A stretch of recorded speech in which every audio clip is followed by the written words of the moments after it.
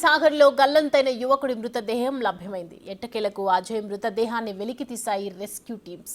45 గంటల పాటు సాగర్ ను జల్లెడ పట్టిన రెస్క్యూ టీమ్స్ అజయ్ మృతదేహాన్ని బయటికి తీశాయి. దీంతో ఈ ప్రమాదంలో మృతి చెందిన వారి సంఖ్య 2కు చేరింది.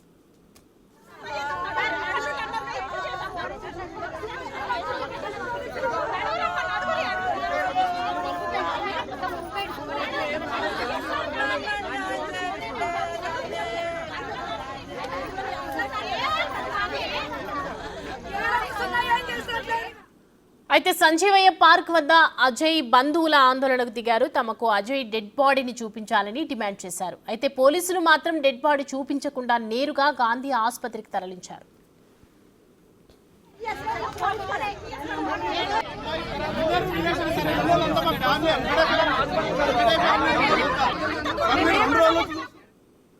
రిపబ్లిక్ డే రోజు భరతమాతకు హారతి కార్యక్రమంలో సాగర్లో బాణసంచా పేల్చారు.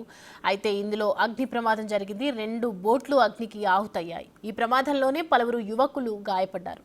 ఆ రోజే అజయ్ ఆచూకీ గల్లంతవ్వగా గణపతి 80% కాలిన గాయాలతో ఆసుపత్రిలో చేరాడు. అయితే వీరిద్దరి కథ విషాదంగానే ముగిసింది. ఇక మరో 3 కళ్లల్లో నిప్పులు పడటంతో వారికి సరోజిని హాస్పిటల్లో చికిత్స కొనసాగుతోంది.